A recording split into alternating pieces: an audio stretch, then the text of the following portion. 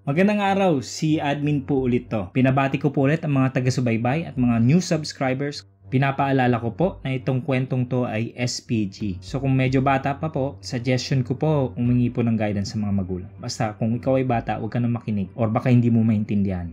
So patnubay ng magulang ang kailangan. Simulan na po! Ako si JM, 20 years old. At ito ang aking kwento.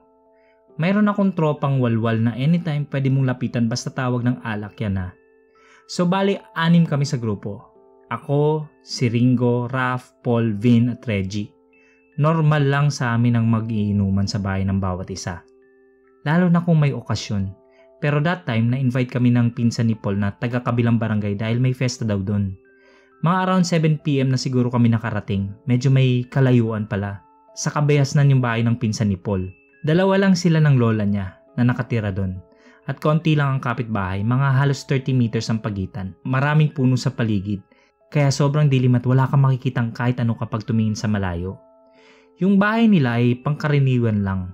May 2 kwarto pero may kaliitan yung sala, kaya sa harap ng bahay na lang namin na pagpasyang mag-inuman. Pero bago kami magsimula, pinakain muna kami ng lola niya ng mga handa nila. Mga halos 1 oras pa lang siguro kaming nagiinuman. Nakaka1 litro pa lang kami ng alak nang naubos pero medyo nahilo na ako na parang lumalaki yung ulo ko at ramdam ko yung pintig ng ugat sa aking sentido. Normally kasi 3 litro bago ako tamaan. Kaya tumayo muna ako para umihi at naghilamos ng konti sa may gilid ng bahay nila, nandun yung poso. Pagbalik ko, may babae nakaupo sa kanang banda ng aking upuan.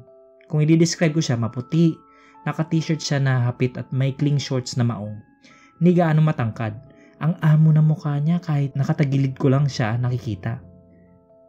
Dali-dali na akong bumalik sa pwesto ko kaya nakatabi ko na siya. Hinihintay kong ipakilala siya sa akin pero wala man lang ni isa ang gumawa. Iniisip ko baka kapitbahay nila na napadaan. Iaabot ko na sana ang kamay ko sa kanya para magpakilala nang itaas niya din yung kamay niya. Akala ko makikipag-shake hands yung pala. Iaabot yung baso. Oh, shot mo na. After nun parang lalo akong nahilo. Nakalimutan ko nang magpakilala sa kanya. Panay lang ang titig ko sa kanya. At pag nahuli niya akong nakatingin nangingiti siya na parang naiibig sabihin. Dahil talagang nahilo na ako, nadulas yung kamay ko sa lamesa kaya medyo nahawakan ko yung left leg niya. Promise, ang dulas talaga. Ay sorry, sabi ko. Tapos, ngumiti lang siya. Hindi ko napigilan si Manoy. Hindi niya tunay na pangalan. Ramdam ko, unti-unti siyang nagagalit mula sa pagkakakulong sa likod ng aking pundilyo. Sabi ko sa kanila, mga tol, di ko na talaga kaya, pwede bang makiga muna? Tapos, hinatid ako ng pinsan ni Paul sa kwarto niya.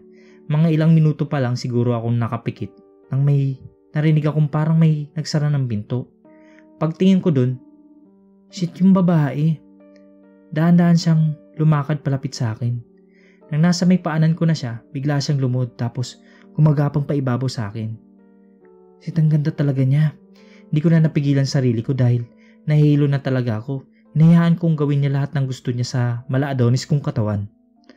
Panay ang halik niya sa leeg ko, sinibasib niya yung labi ko na halos magkapalitan na kami ng mukha sa sobrang gigil niya sa akin. Ramdam ko yung kamay niya na unti-unting binababa yung zipper ng suot kong pantalon.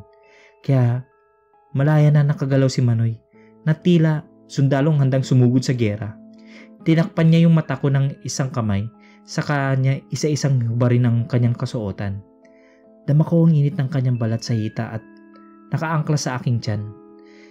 Nang marahil ay maubos na niyang matanggal ang kanyang saplot ay muli niyang sinibasib ang aking bibig. Naroon pa din ang kanyang kamay na nakapiling sa aking mga mata at ang isa'y malayang naglalakbay sa aking kabuuan.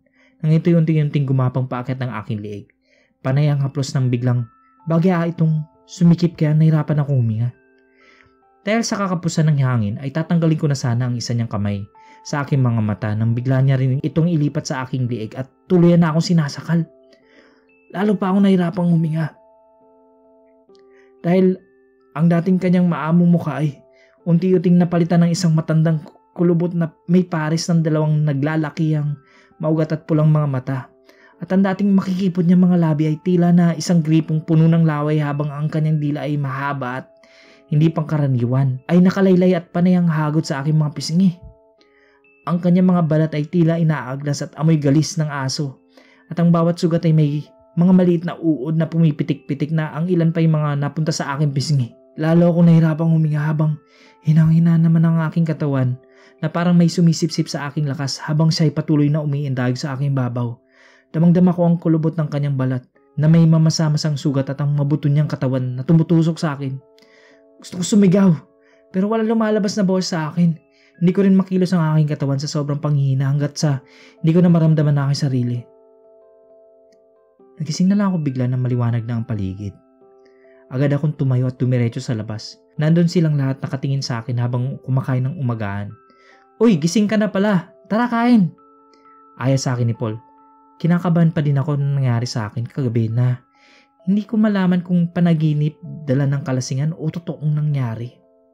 Habang kumakain ay tatanungin ko na sana yung pinsan ni Paul kung sino yung babaeng nakainuman namin kagabi nang biglang magsalita si Ringo. Tol, ang lakas pala mag-inom ng lola mo. Nag-enjoy po ba kayo?